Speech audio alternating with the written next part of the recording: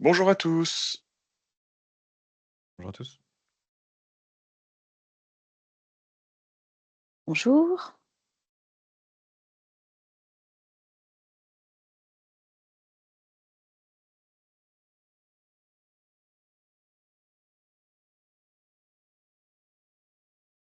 On va attendre quelques petits instants que tout le monde se joigne à nous. Merci à tous de votre présence d'ores et déjà.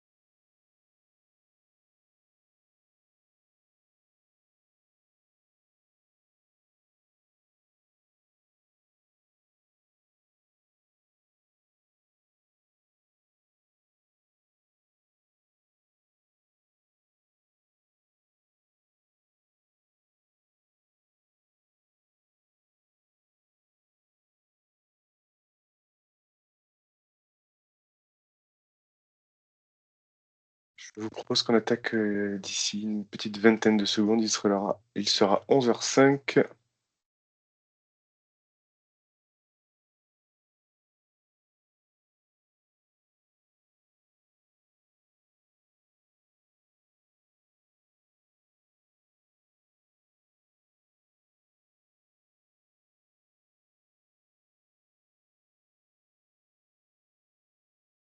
C'est parti. Céline, je te laisse faire l'introduction si tu veux bien de notre Merci Julien. Bonjour à webinaire. tous. Merci Julien. Bonjour à tous. Bienvenue pour ce webinaire dédié à la cybersécurité mobile et notamment plus particulièrement sur les outils, ce qu'ils ne voient pas habituellement. Ce web séminaire est donc co-animé par Julien côté Biconex, qui a la casquette technique, qui est cofondateur de l'entreprise, et en partenariat avec nos amis de Lookout, avec lesquels on travaille en partenariat depuis de nombreuses années. Je vais les laisser se présenter à vous brièvement. Je vous laisse la parole, messieurs. Bonjour à tous, Benjamin Huschmann. Donc, je dirige la partie technique pour le KO depuis 4 ans maintenant. Et donc, j'animerai effectivement ce webinaire aujourd'hui. Et Julien Fournier, donc je suis directeur associé chez Biconex, cofondateur de la société. Et puis je porte la casquette, comme l'a dit Céline, technique du groupe avec tous les enjeux cyber, les enjeux de service et les enjeux de R&D également à l'intérieur du groupe.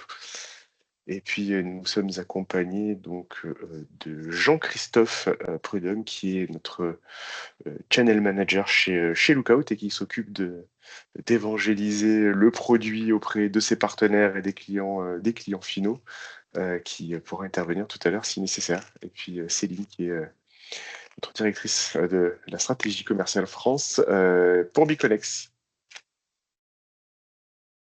Benjamin, je te laisse la main sur la Très première bien. partie de la présentation. Merci Julien. Merci de votre présence. L'idée aujourd'hui, effectivement, c'est de revenir aussi sur le risque mobile. Qu'est-ce que c'est et pourquoi est-ce que effectivement ça tombe un peu en dehors des mailles du filet aujourd'hui. Euh, Ce qui est bien depuis Lookout, on est présent depuis de nombreuses années, plus de 10 ans, 15 ans sur la partie mobile. On a vu l'évolution effectivement du risque mobile. Et aujourd'hui, ce qui est bien, c'est qu'il n'y a presque plus besoin d'expliquer pourquoi le mobile est une cible, puisque tout le monde cible le mobile aujourd'hui, que ce soit les services de renseignement, les groupes sponsorisés par par des groupes d'acteurs malveillants ou les États directement. Et puis, effectivement, on va retrouver aussi tous les acteurs script kiddies et autres acteurs malveillants moins sophistiqués, mais qui ont quand même la capacité de nuire à votre entreprise avec certains types d'attaques. Donc aujourd'hui, on trouve finalement une grande palette d'acteurs qui vont cibler le mobile.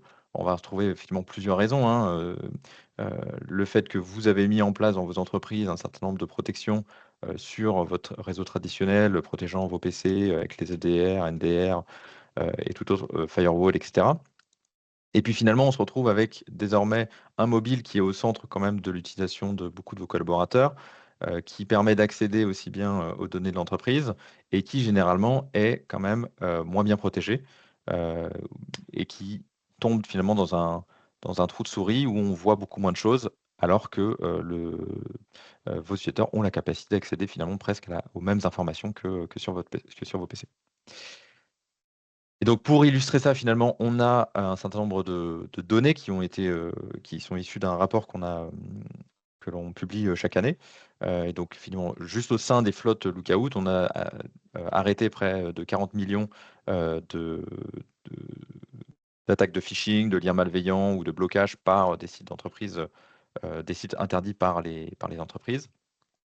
On a détecté plus de 1 600 000 applications vulnérables. Donc là où effectivement on peut penser que, donc au-delà du risque de phishing qui est effectivement très prévalent et qui aujourd'hui, je pense que tout le monde a expérimenté les différents SMS de colis perdus, d'amendes, de cartes vitales, on va retrouver aussi finalement des risques sur les applications en elles-mêmes avec j'ai une application que j'insère dans mon entreprise ou j'ai une application que je connais, type Chrome, Signal, Telegram, etc., qui peut-être à un moment donné est sécurisée et n'est pas exploitée par des acteurs malveillants. Et puis finalement, si je ne la mets pas à jour, je vais me retrouver exposé à des vulnérabilités et à des exploitations actives par des groupes malveillants sur le marché. Et juste voilà, pour montrer que ça reste une menace qui évolue et qui grandit chaque année, juste sur l'année 2024, on a découvert plus de 159 familles de malware spécifiquement pour mobile. Encore une fois, là, ce sont des menaces et principalement du phishing liés au mobile et donc qui ne seraient pas forcément la cible de, de vos périmètres classiques PC serveur. Et enfin, effectivement, il y a aussi tout un axe sur la mise à jour de vos parcs, puisque effectivement une partie de l'exploitation passe sur une combinaison d'exploitation de vulnérabilité, et donc ça passe aussi par tenir à jour son périmètre, managé ou non managé, parce qu'il y a aussi effectivement la question de est-ce que vous permettez à des équipements non managés, BIOD ou terminaux personnels de vos utilisateurs, d'accéder à vos données d'entreprise. Pour renforcer effectivement ce message que le mobile aujourd'hui est important dans le milieu d'entreprise et nécessite d'être protégé, on voit effectivement une convergence des différentes directives globales et des différents frameworks, type NIS 2, qui a récemment été transposé au droit français et qui, du coup, inclut, qui redéfinit finalement la notion d'équipement et qui définit un équipement comme étant tout équipement électronique qui accède à des données de l'entreprise et donc va englober désormais les terminaux mobiles. Et donc, si aujourd'hui vous ne protégez pas encore les terminaux mobiles, vous pourriez être exposé effectivement aux amendes de NIS 2 dans le cadre de l'exploitation, puisque on voit effectivement de plus en plus d'attaques qui commencent par le mobile. Benjamin, Et on a une question qui demande si on est capable d'avoir le nombre de virus, alors je fais attention au mot virus, quand on parle des MTD, par famille d'OS. Est-ce qu'on a des répartitions, est-ce qu'on a des stats sur ce sujet-là? En tout cas, des attaques différentes. Oui, alors effectivement, il y a quand même plus d'attaques, enfin il y a plus en termes d'applications pures malveillantes, il y en a quand même beaucoup plus sur Android, hein. On doit être quand même sur 90-10 entre Android et iOS, mais on voit quand même des attaques sur iOS. Et après, là, il faudrait, je vais voir si je peux vous ajouter ça effectivement à la présentation en post-webinar sur la répartition des différentes attaques, mais il y a On avait un événement effectivement côté Lookout récemment où on mettait des chiffres sur les attaques côté français, où on a quand même une variété finalement de familles de détection, malware, trojan, spyware, surveillanceware, etc., qui est extrêmement large et qui va couvrir aussi bien iOS que Android.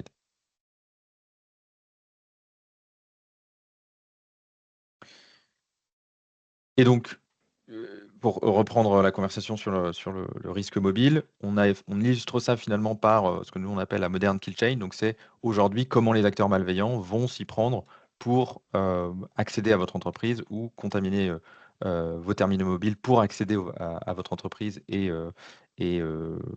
arriver à leur fin. Donc on va voir quelle fin on parle. Et le point important ici, c'est que finalement toute cette chaîne qui commence de la reconnaissance de votre entreprise à construire l'attaque jusqu'à l'extorsion peut se faire en moins d'1 heure.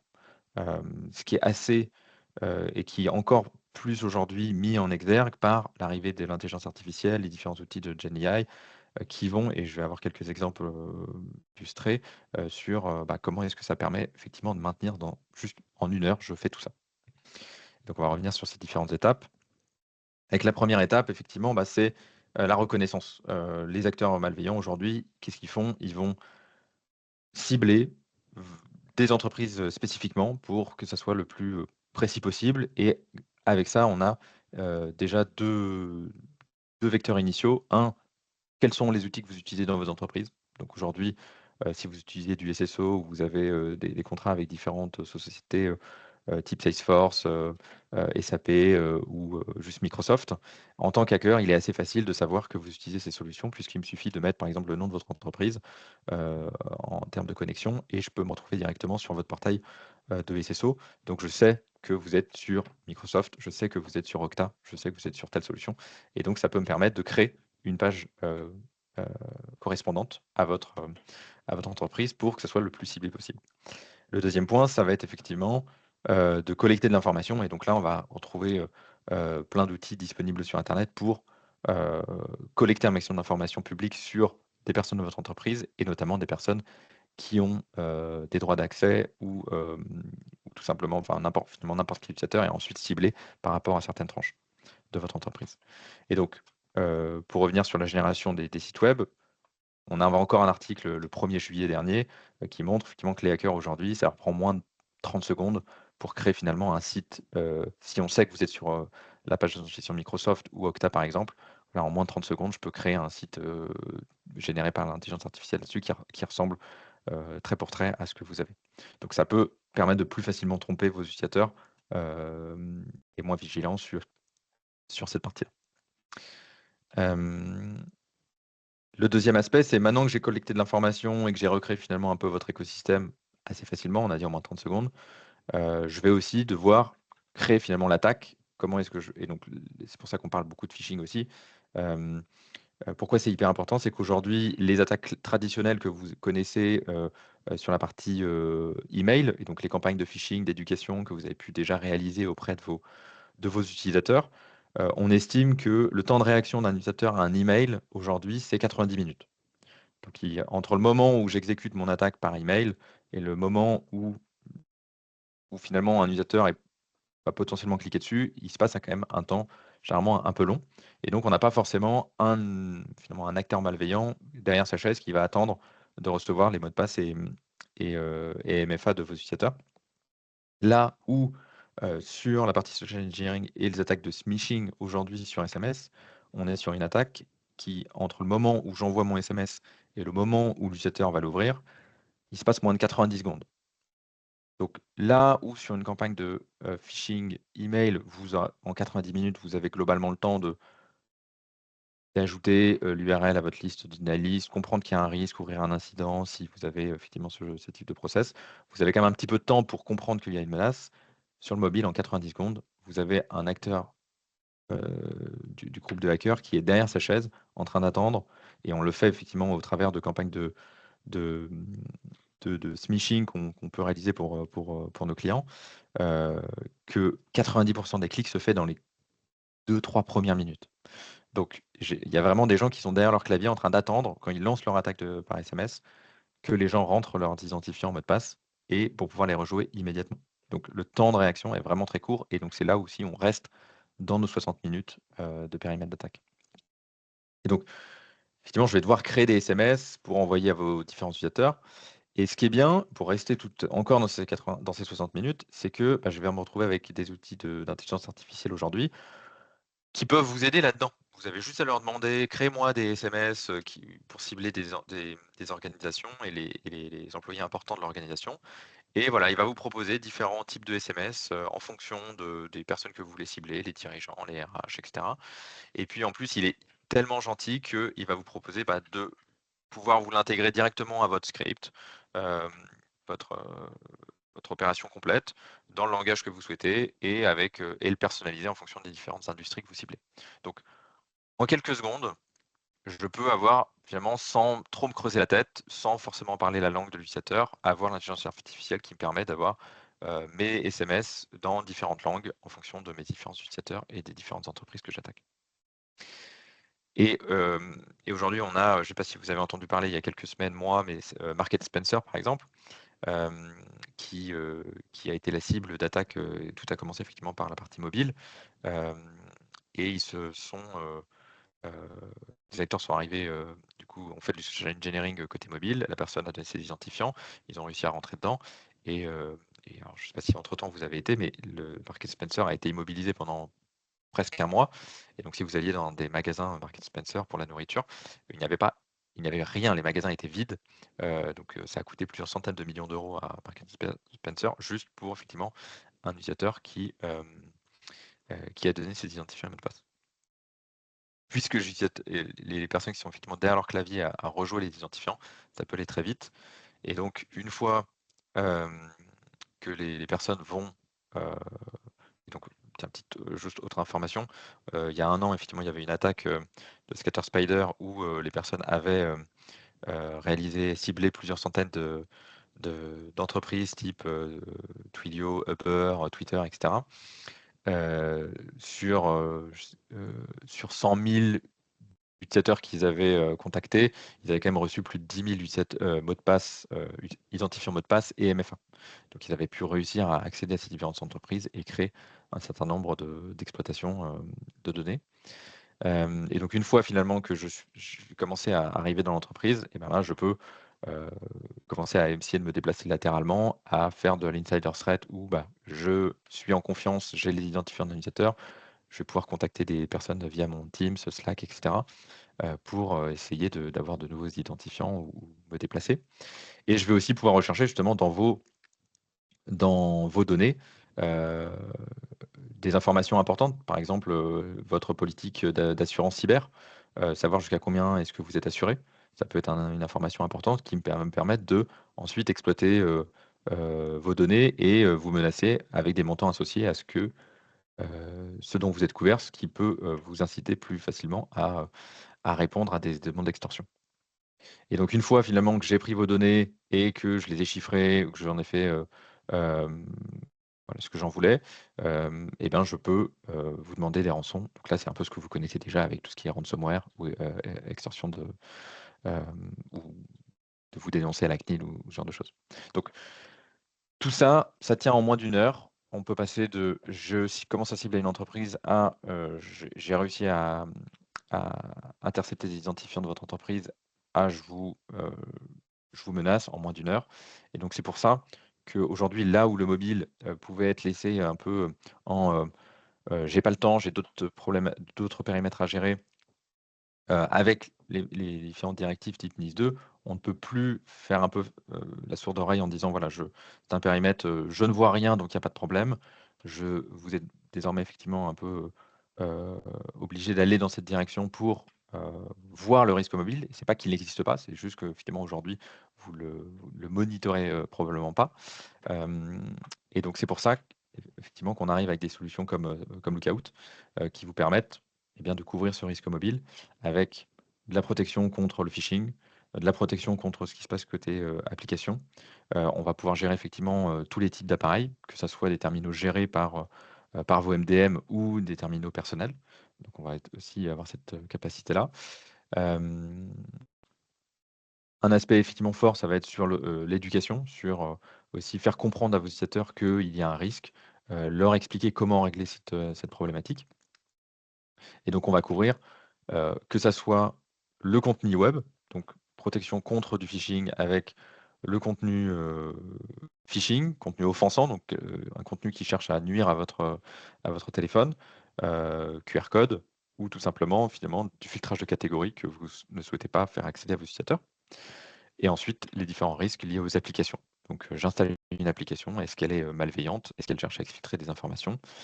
Est-ce que mes utilisateurs cherchent à installer des applications en dehors du store? Les risques liés aux terminaux. Effectivement, on parlait de BIOD, des terminaux qui ne seraient pas forcément dans vos MDM ou si vous n'avez pas de MDM, eh ben, on peut quand même, via des solutions de protection mobile, définir finalement des politiques de conformité liées à la configuration de vos terminaux. Je n'accepte pas que et donc ensuite faire de l'accès conditionnel. Je n'accepte pas que des terminaux qui n'ont pas de code PIN, par exemple, accèdent à mes données d'entreprise. Même si vous n'avez pas de MDM, on peut quand même l'appliquer côté MTD. Et puis évidemment, les risques liés au réseau, connexion à des réseaux non sécurisés ou attaque réseau. Et on vous a mis effectivement une petite matrice qu'on va pas forcément, parcourir en détail, mais pour votre information, à tête reposée après, si vous souhaitez effectivement comprendre aussi la différenciation entre les périmètres qui sont gérés aujourd'hui par du MDM et qui sont gérés aussi et côté MDM ou de manière complémentaire.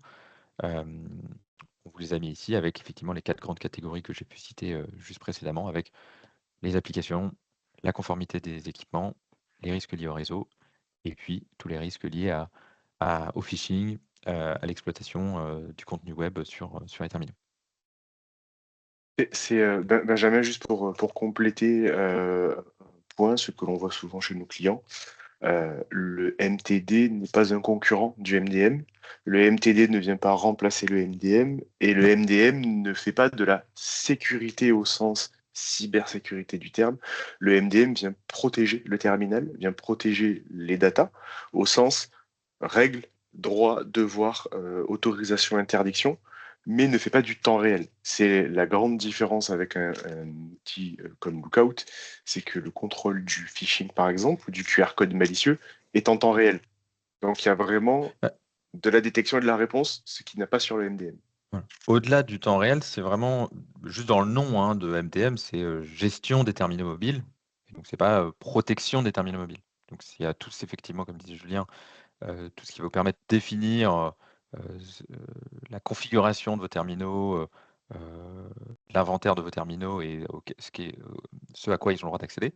Par contre, vous n'avez aucune information sur, les applications personnelles installées, sur, vos utilisateurs, sur, est-ce que les applications sont à jour? Est-ce qu'elles sont malicieuses? Il y a pas de notion finalement de sécurité au sein d'un MDM et c'est là, comme disait effectivement Julien, que c'est complémentaire au MDM. Nous, on s'appuie dessus, on va échanger des informations aussi avec le MDM. Si vous avez un MDM, on peut remonter des informations à MDM pour ensuite vous permettre d'appliquer, des politiques de conformité, par exemple, ou d'accès conditionnel. C'est vraiment complémentaire et non pas effectivement, on ne s'oppose pas au MDM. Est-ce que vous avez des questions sur cette partie technique, entre guillemets? En tout cas, on a essayé de la rendre la plus abordable possible, mais est-ce que vous avez des questions sur le fonctionnement d'un outil de DR mobile, de MTD, on l'appelle comme bon vous semble?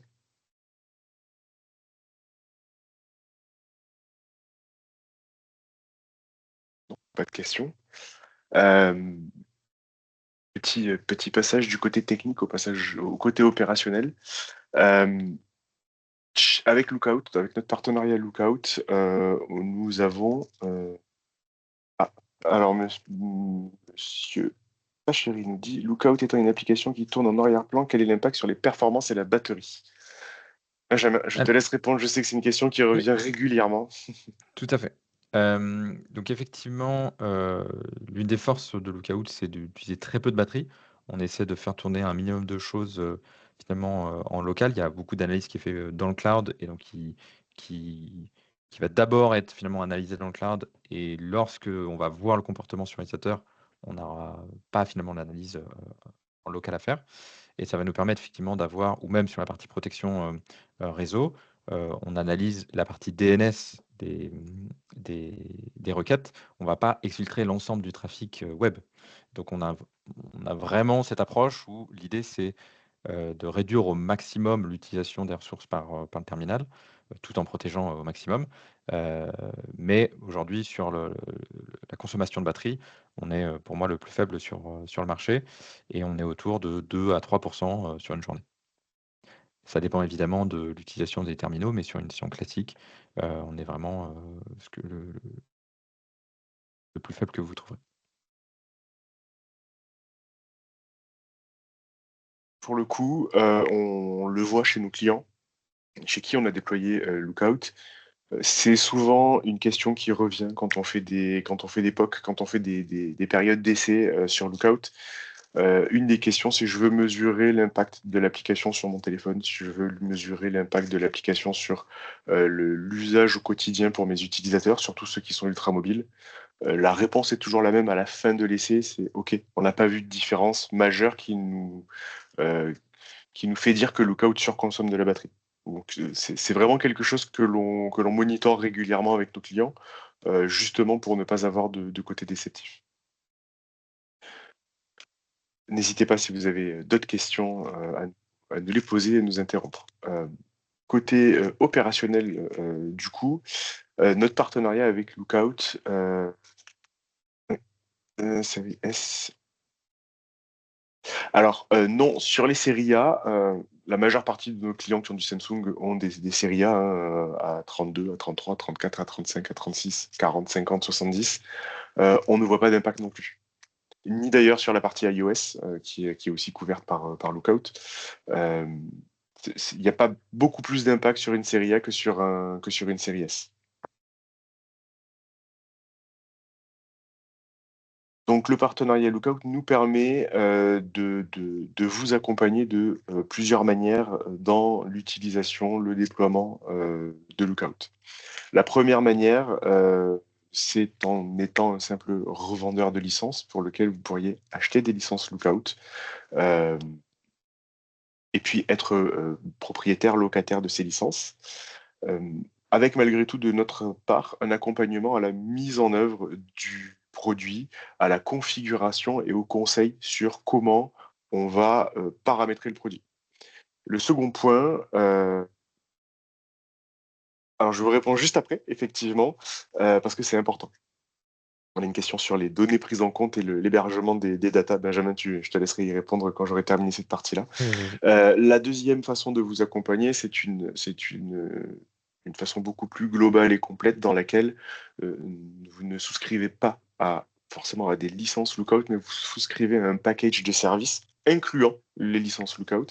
Et dans ce cas-là, un joli mot qui est le MSSP, Managed Security Services Provider, on vient, nous, intervenir en tant qu'administrateur de la console Lookout. On pilote la mise en œuvre, on pilote le run, on pilote les sujets techniques et vous n'avez pas à avoir de personnes dédiées. Alors, vous pouvez en avoir, mais vous pouvez nous déléguer les actions. Vous pouvez nous déléguer la totalité de la gestion Lookout pour vous sortir finalement cette charge des équipes internes. On a des experts qui sont formés sur Lookout. On a des gens qui maîtrisent Lookout, qui font de la mise en œuvre de Lookout de manière régulière. On a une méthodologie de mise en œuvre qui nous permet d'aller très vite dans la mise en œuvre et d'adapter ensuite à vos besoins plus précis. On vient bien évidemment s'adapter à ce que vous souhaitez faire. On a des clients qui sont très restrictifs en termes de sécurité, d'autres un peu plus ouverts parce que les besoins le nécessitent. Donc ça, on sait adapter. Et puis derrière, on a toute la gouvernance qui est là, comme dans tout contrat de service, avec des comités de pilotage, du reporting, etc. Et donc, comme vous le voyez écrit sur le slide, on a un mot tranquillité d'esprit. Pourquoi? Parce que vous savez que dès que vous avez une question, un sujet, une interrogation sur Lookout, quand vous avez souscrit au service global, vous nous posez la question, vous avez une réponse. Et on assure aussi le support technique sur la solution. On revient sur la question sur qui est Benjamin pour toi. Quelles sont les données qui sont prises en compte par Lookout? Quels sont les éléments qui remontent et sont hébergés où? Alors effectivement, il y a une notice d'information directement dans l'application. Donc, quand je parlais aussi d'éducation, c'est une des questions effectivement qui peut revenir ou être importante pour vos utilisateurs aussi. Donc on explique effectivement ce qu'on collecte, ce qu'on ne collecte pas. Ce qui est assez intéressant dans la partie MTD, c'est qu'il y a assez peu de données finalement confidentielles au terme PII du terme, en termes GDPR. Et donc en fait, il y a beaucoup de données qui vont être liées aux applications en elles-mêmes ou à la version de votre OS. Et donc finalement, c'est des choses qui vont être presque publiques sur certaines informations, type les applications du store, bah, c'est des choses qui sont publiques. Donc on pourra vous fournir effectivement les informations sur qu'est-ce qu'on collecte pas. Et après, sur la localisation, on a des proxys en Allemagne pour faire arriver les terminaux en Europe pour être GDPR compliant sur l'ensemble de la ligne. Pour information, dans Lookout, sur la console d'administration Lookout, on ne remonte même pas, on n'a même pas accès en tant qu'administrateur de la console à l'IMEI et au numéro de série du téléphone. On n'a pas accès au contenu des applications, on n'a pas accès aux photos, on n'a pas accès à toutes ces choses-là. Ce sont des données qui ne sont pas collectées par Lookout. Donc, très peu de données sont collectées. Finalement, si on prend l'analyse du phishing, la donnée qui va être collectée est l'URL qui a été cliqué par l'utilisateur pour que Lookout puisse retourner autorisé ou non autorisé. Je schématise, mais la data se limite à ceci. À une exception près, Benjamin, si tu me le permets, c'est si la fonctionnalité de smishing, on en a parlé tout à l'heure, et de contrôle de la véracité des SMS reçus, notamment pour des fraudes au président, etc. Si cette fonctionnalité est activée, effectivement, le contenu des SMS est analysé pour pouvoir s'assurer qu'il est bien conforme à ce que la personne attend. Mais c'est une fonctionnalité qui est optionnelle. Tout à fait. Tout à fait. Et effectivement, enfin, vu que ça fait 15 ans qu'on est sur le marché du MTD, on est vraiment arrivé avec cette vision privacy, où l'idée, c'est vraiment de collecter le minimum d'informations. Comme on disait, effectivement, on ne va pas lire les mails ou les messages WhatsApp. Par contre, effectivement, si l'utilisateur effectue une action type cliquer sur un lien, là, on va capturer le lien, mais on ne va pas avoir le contexte autour de ce qu'il a fait ou de lire ou de collecter les images, etc. Sauf effectivement pour, comme tu mentionnais sur la partie smishing, mais c'est vraiment une option effectivement spécifique pour couvrir Oui. les applications de messages natives des terminaux. Et dans ce cas-là, effectivement, il faut qu'on puisse extraire le message en entier pour pouvoir en extraire l'URL. Mais c'est aussi complémentaire avec ceux qui sont Et intéressés aller plus loin. petite précision, le SMS n'est pas stocké par Lookout, n'est pas Non, non, conservé. bien sûr. Il est analysé puis oublié en retournant l'information. Et ça, on saura vous donner de l'information complémentaire. C'est une solution européenne ou USA ou autre. Lookout est américain, Benjamin, si je ne m'abuse. C'est une qualité. Et l'hébergement pour nos clients, se fait en Europe.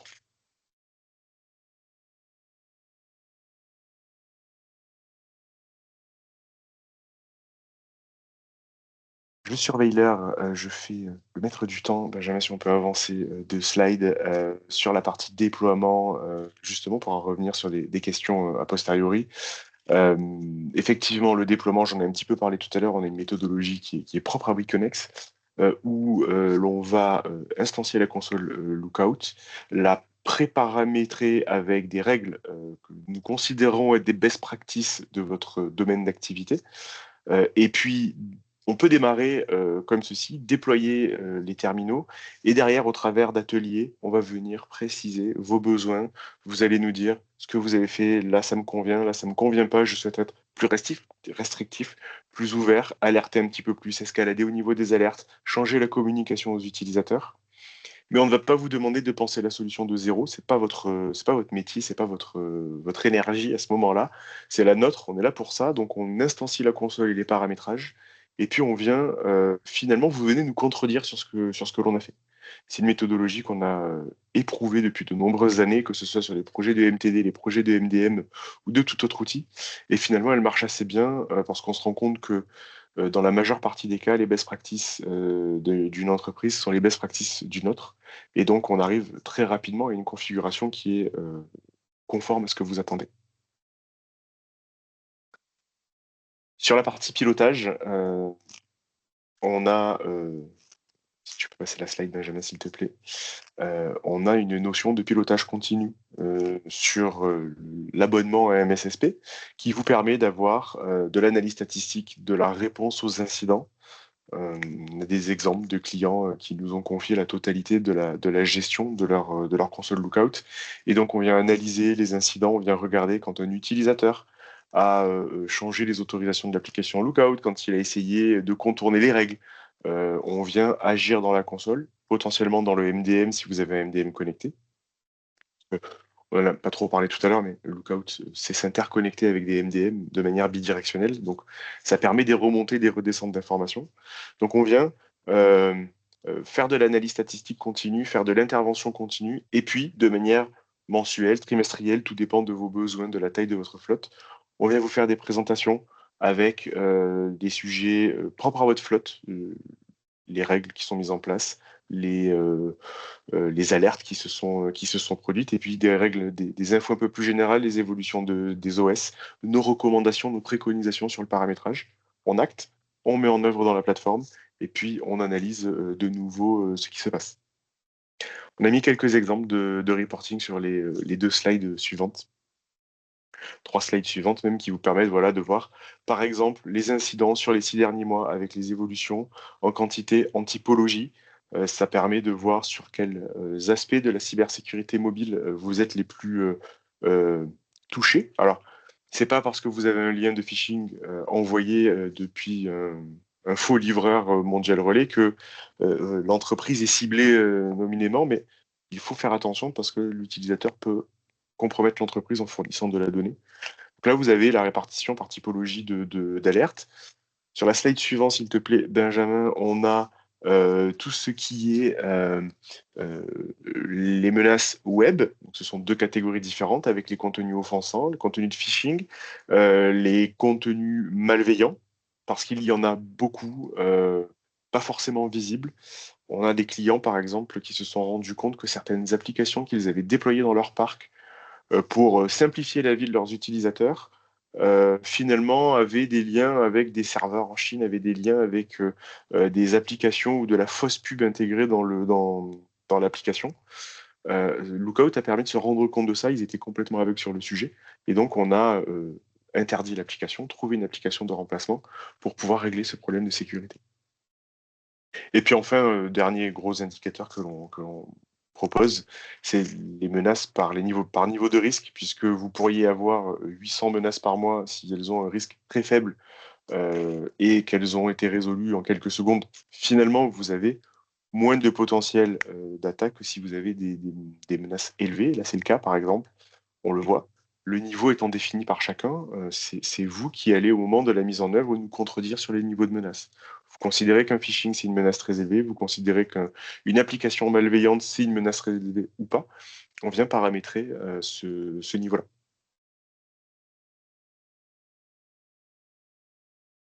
On réalise aussi l'intégration au ce que l'on appelle back-end, de toutes les connexions MDM, toutes les connexions annuaires, mise en place des accès conditionnels, intégration dans votre SI.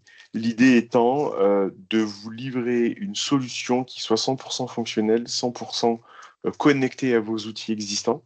On peut connecter Lookout à Mobile Iron, on peut le connecter à Workspace ONE, on peut le connecter à Intune. On sait le connecter à MobileHub aussi, notre plateforme de gestion des assets pour ceux qui l'utilisent déjà ou ceux qui voudraient la connaître un peu plus en profondeur. Avec, pour les MDM, une connexion qui va permettre potentiellement de remonter de l'information au MDM. Attention, tel matériel est à risque. Le MDM peut ensuite prendre une décision d'accès conditionnel, de verrouillage des applications professionnelles, de désinstallation de l'application mail, par exemple, sur le téléphone pour protéger le matériel.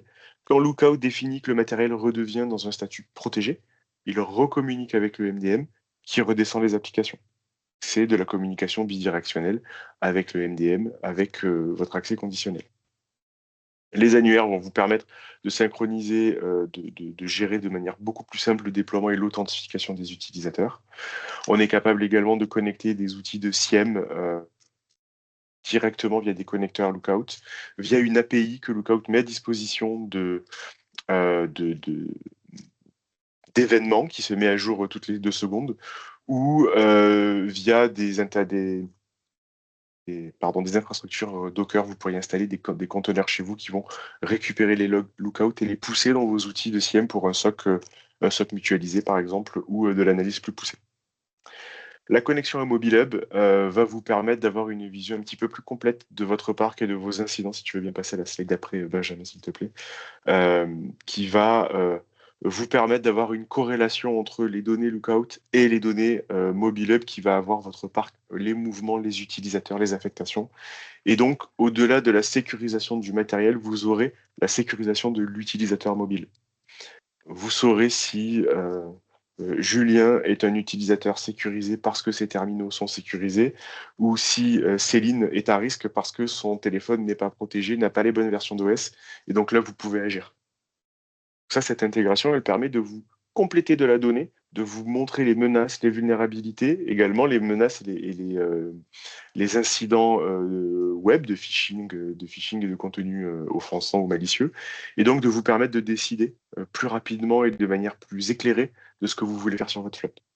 Ça permet notamment d'avoir en un seul coup d'œil les niveaux d'OS, les vulnérabilités des OS, et de décider si vous mettez à jour votre parc ou non.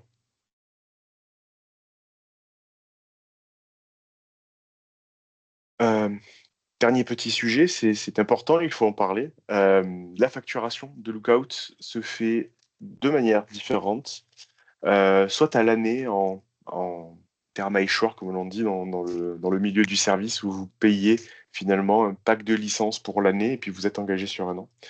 Avec des conditions qui peuvent être assez avantageuses, soit en pay as you go, c'est-à-dire que tous les mois, vous allez recevoir une facture pour le nombre de licences que vous avez en fin de mois dans la console. Ce qui veut dire que vous avez une facturation flexible, vous êtes en capacité de dire je démarre petit, j'ajoute quelques terminaux, puis petit à petit, je vais enrôler mon parc. Je ne maîtrise pas les délais d'enrôlement, j'ai peut-être d'autres projets de MDM à côté, mais je veux sécuriser mon parc, et donc on peut commencer à une vingtaine de terminaux, puis grossir, avec une facturation qui va s'adapter à votre usage. Est-ce que vous avez des questions sur ce que l'on vient de dire? Non, tu peux rester sur le slide d'après, Benjamin, c'était très bien. La transition était fluide.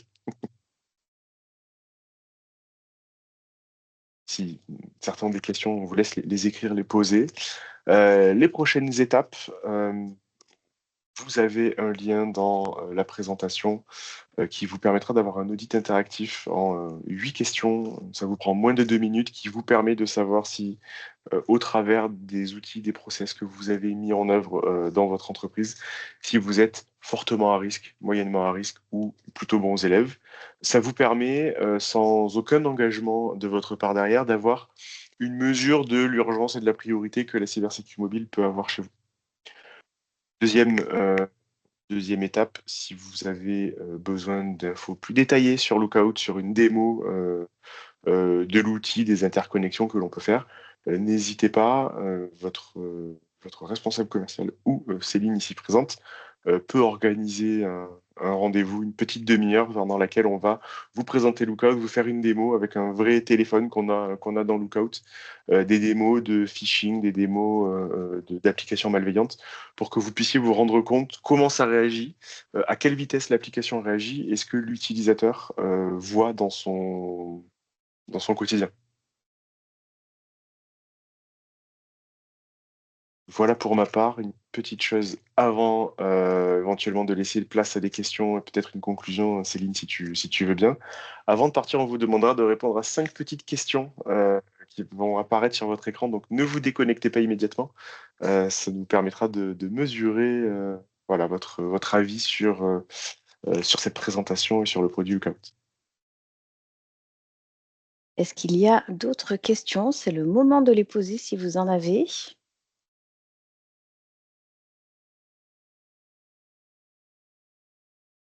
Tout était clair?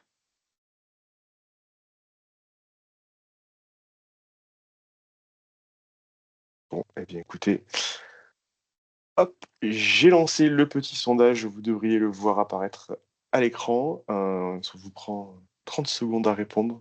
Je vous remercie de prendre ce temps-là. Pendant ce temps, n'hésitez pas à nous solliciter si vous avez des questions. N'hésitez pas à revenir vers votre responsable commercial pour de la démo, de l'information, tarification. Voilà, très clair, merci. Merci Claire. Ça fait plaisir de vous avoir parmi nous. Euh, N'hésitez pas. Et puis si vous avez un projet, voilà, pensez à nous solliciter, ne serait-ce que pour avoir une idée du tarif du calendrier de mise en œuvre et puis des avantages que cela peut vous apporter. On n'a pas tout dit sur la solution. Benjamin est resté très haut niveau sur la présentation. On ne voulait pas vous perdre euh, dans des questions techniques trop nébuleuses. Oui, Merci nous à vous tous. invitons également à revenir vers nous s'il n'y a pas de projet pour tout de suite, mais si vous souhaitez qu'on fasse une démonstration un peu plus personnalisée de l'outil ou qu'on vous propose éventuellement un POC pour pouvoir tester la solution, ce sont des choses qu'on sait aussi proposer. Donc, merci à vous pour votre participation à ce webinaire. Si vous le souhaitez, nous pourrons vous mettre à disposition le replay s'il y avait des collaborateurs chez vous qui souhaitaient participer mais qui n'avaient pas de disponibilité sur le créneau horaire proposé. On vous invite à revenir vers nous.